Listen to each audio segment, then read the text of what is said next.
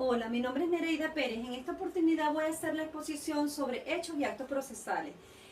Importante en el ámbito procesal hacer la distinción entre lo que es el acto procesal y los hechos procesales, entendiendo por hechos procesales aquellos acontecimientos de la vida que se proyectan sus efectos sobre el proceso. En otras palabras, los hechos procesales son aquellos que se originan sin que tenga que, no es por voluntad de ninguna de las partes, pero que ocurren durante el proceso y por ende producen un efecto jurídico en él. Digamos que estos hechos pudiéramos mencionar que se trata como por ejemplo la muerte de alguna de las partes, enfermedad de alguna de las partes, pudiera ser inclusive la pérdida de capacidad de los testigos, la amnesia de un testigo e incluso digamos la destrucción de un bien objeto de la litis, la prescripción, la caducidad de la instancia, entre otras. Cuando hablamos entonces de los actos procesales nos estamos refiriendo a aquellos que simplemente son los que se inician el proceso, es decir, simplemente son actos jurídicos que inician el proceso u ocurren en él, o son consecuencia del mismo para el cumplimiento de la sentencia por intervención lógicamente del juez. La doctrina es conteste al establecer que el acto procesal de las partes por excelencia es la demanda y el acto especial del juez lógicamente es el proveimiento, es decir, la facultad que tiene de dictar la sentencia. Es por ello que cuando hablamos de acto procesal se entiende, como les decía anteriormente, como el acto jurídico emanado de las partes, de los agentes o de la, digamos, jurisdicción o de unos terceros ligados al proceso, el cual es susceptible de crear, modificar o extinguir esos efectos procesales. Ahora bien, las leyes no solamente se van a limitar a considerar quiénes pueden ejecutar esos actos, sino que además se va a ocupar de las formalidades que estos deben reunir, es decir, cómo, cuándo y dónde deben ejecutarse. Es por ello que existen varios tipos de actos a saber, entre los cuales tenemos los actos del tribunal, que son todos aquellos emanados de los agentes de la jurisdicción, ¿no?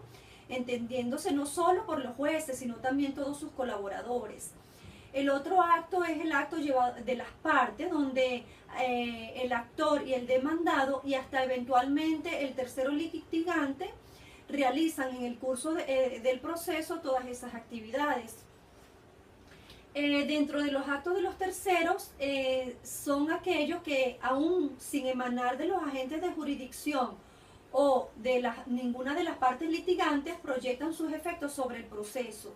Entre estos podemos mencionar, por ejemplo, el informe que emite un perito, la actividad de un agente de la fuerza pública o inclusive la declaración de un testigo.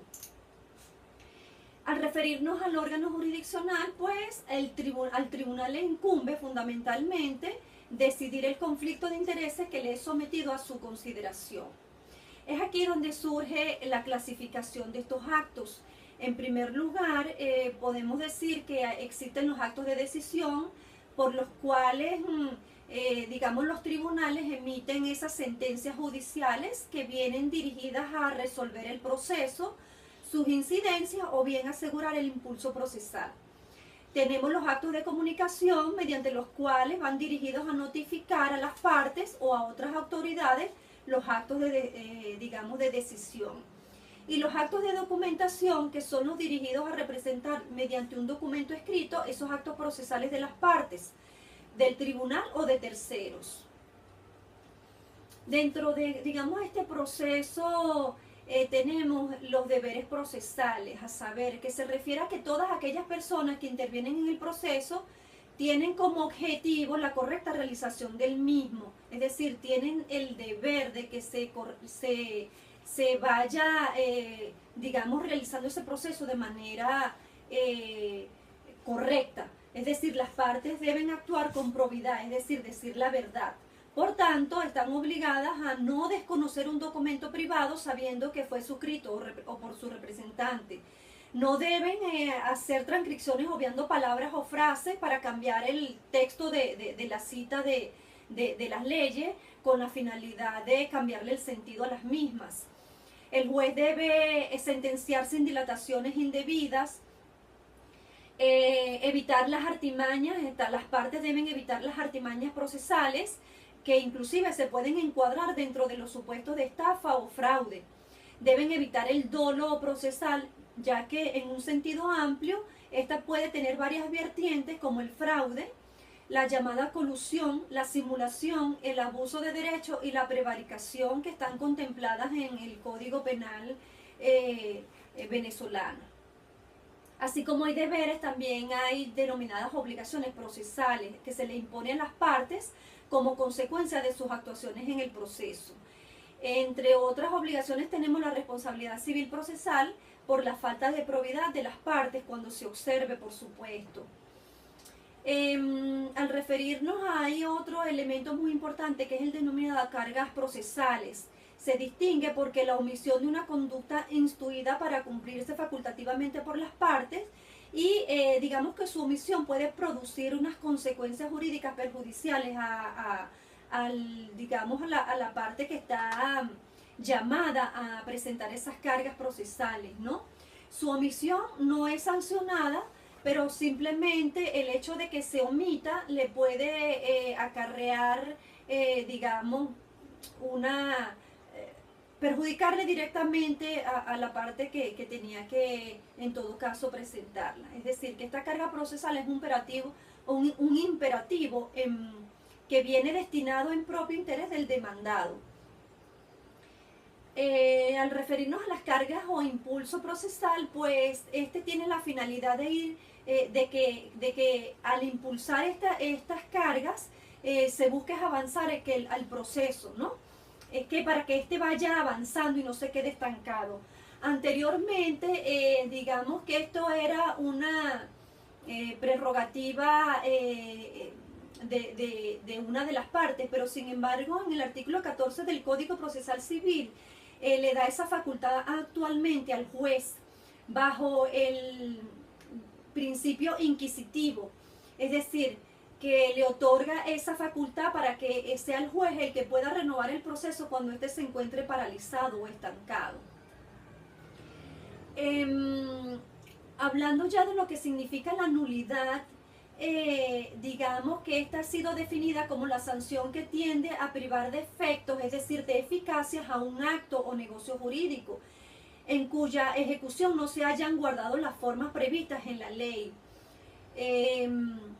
Lo cual va acorde con el principio nulo es lo que ningún efecto produce. En otras palabras, podemos decir que la nulidad es la falta de adecuación de la normativa legal que contemple una serie de requisitos y que no son llevadas a cabo por alguna de las partes. Las leyes imperativas o mandatarias establecen que la nulidad no solo se producía en el derecho justiniano, ¿no?, sino el legislador la hubiese establecido expresamente. Esa es la nulidad textual.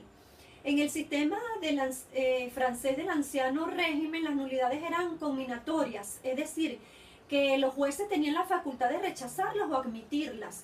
Pero ya en el Código de Procedimiento Civil de 1806 se estableció que las nulidades no son combinatorias y que no había nulidad sin que el texto legal la previera. Las nulidades, por tanto, pueden ser textuales o virtuales.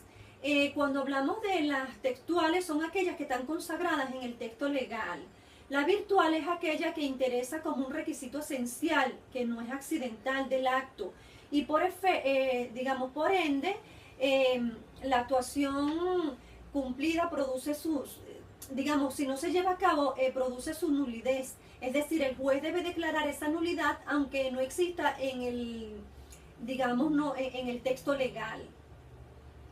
Nuestra jurisprudencia nacional ha acogido tradicionalmente lo que es las nulidades esenciales y accidentales, ¿no?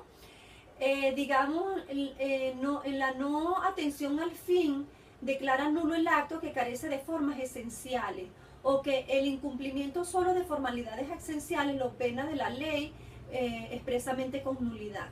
En otras palabras, la nulidad de los actos procesales está limitada solamente a la inobservancia de las formas esenciales y no se extiende a otras causas como vicios procesales. Es importante destacar que el juez tiene digamos que está concebido para que enfoque en una sola dirección, es decir, que él debe valorar la observancia de la finalidad del acto, y si está logrado esa misión legal no puede anularlo porque hayan algunos, digamos, requerimientos que no se hayan cumplido, ya que, digamos, la formalidad procesal está en función de la naturaleza instrumental del proceso y de las normas que la tutelan. Así está previsto en el artículo 257 de la Constitución de la República, es decir, que no es que uno va a utilizar el argumento de nulidad para anular el listo, sino que es esencialmente necesario que el juez mire en esa sola dirección y valore si existe la observancia de esa finalidad del acto y si está logrado su misión legal. Gracias por su atención.